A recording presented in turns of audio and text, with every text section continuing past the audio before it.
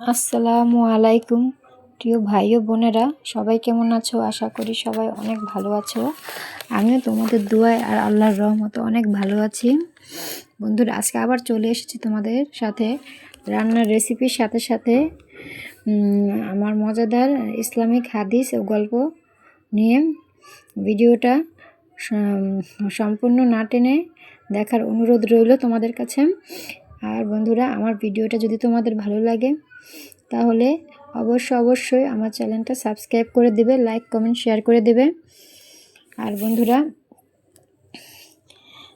তোমরা কীরকম রেসিপি চাও, কীরকম গল্প হাদিস চাও, অবশ্যই আমাকে কমেন্টে জানাবে। আমি তোমাদের জন্য ওই ধরনের রেসিপি আর হাদিস গল্প নিয়ে চলে আসব।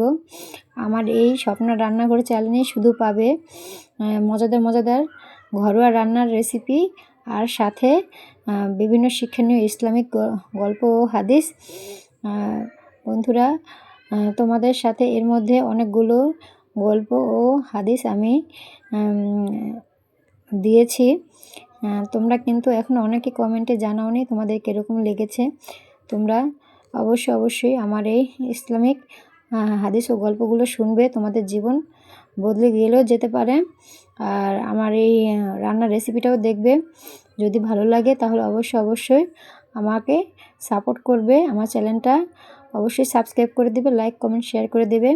যারা এর মধ্যে সাবস্ক্রাইব করে দিয়েছো, লাইক কমেন্ট শেয়ার করে দিয়েছো, তাদেরকে অসংখ্য ধন্যবাদ।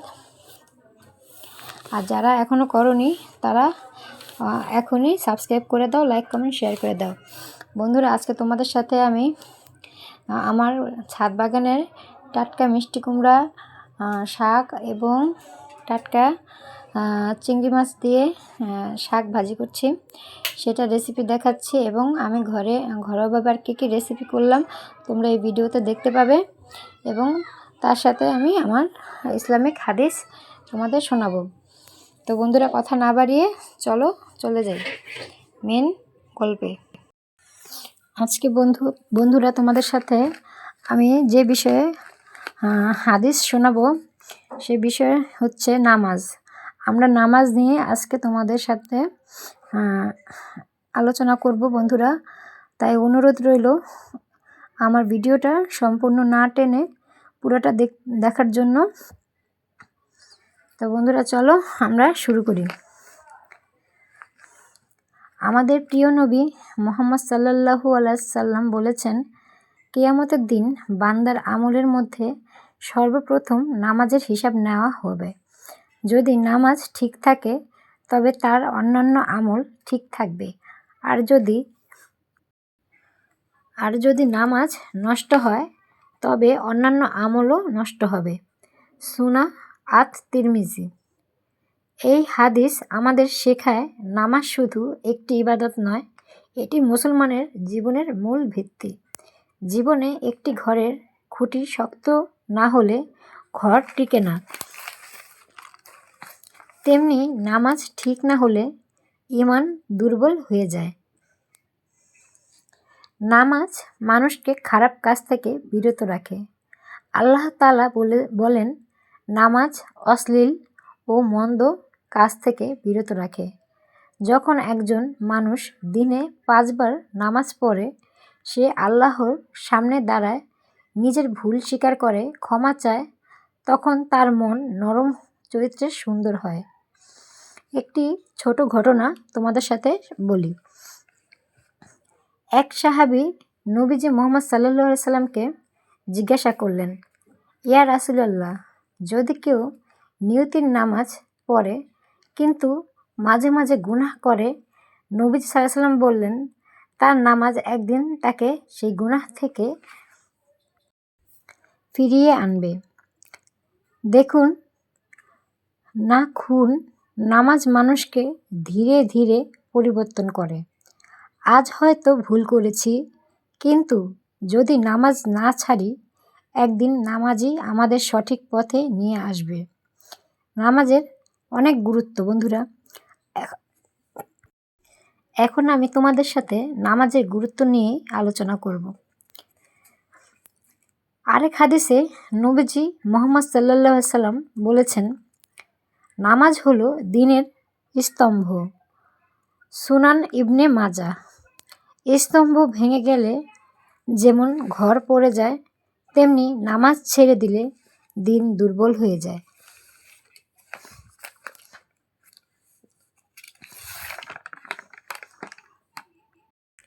তো বন্ধুরা, আমাদের কি করণীয়?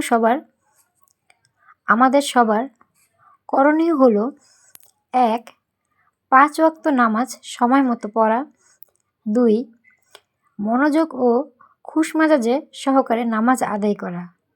3. পরিবারকে নামাজের প্রতি উৎসাহ দেওয়া। 4. নামাজ কখনো ছেড়ে না দেওয়া, যতই আমরা ব্যস্ত থাকি। তো বন্ধুরা,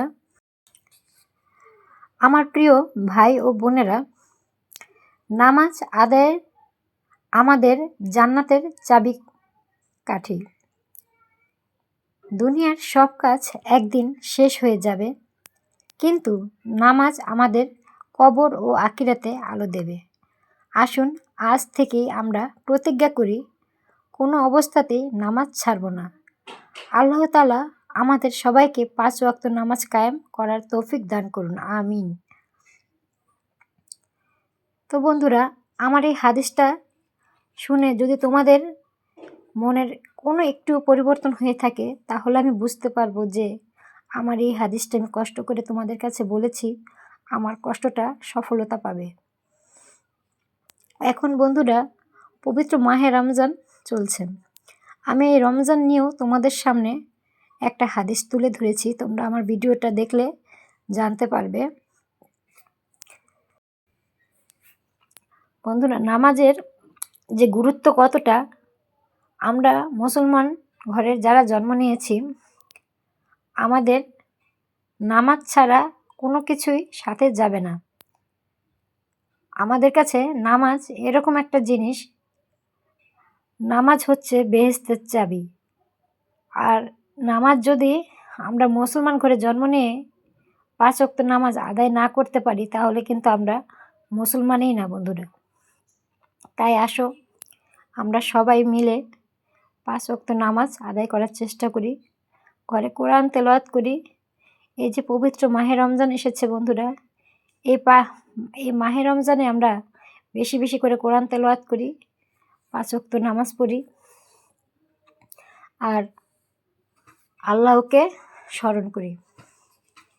বন্ধুরা, আমার এই রান্নার রেসিপি আর তোমাদের এই যে ইসলামিক হাদিস গল্প আমি শোনাচ্ছি,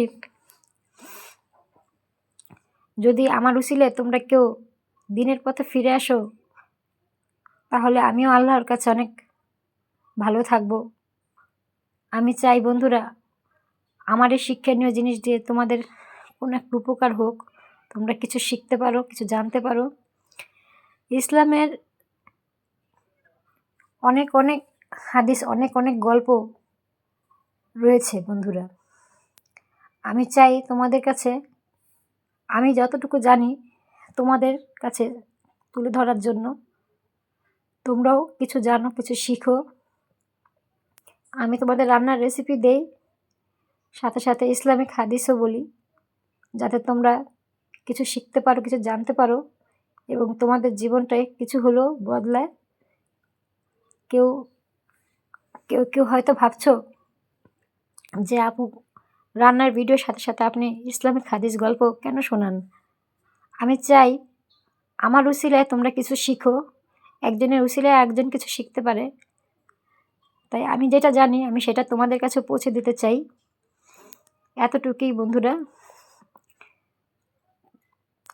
এত কষ্ট করে তোমাদের কাছে আমি ভিডিও বানাই, কিন্তু এখনও অনেকেই আমার চ্যানেলটা কিন্তু সাবস্ক্রাইব করছো না, লাইক কমেন্ট শেয়ার কিছুই করছো না। তাই বন্ধুরা, তোমাদের জন্য যেহেতু আমি এত কষ্ট করি, তোমরা তো পারোই আমাকে একটু সাপোর্ট করতে। তাই প্রিয় বন্ধুরা আমার, তোমরা প্লিজ প্লিজ আমাকে সাপোর্ট করো, আমার পাশে থেকো।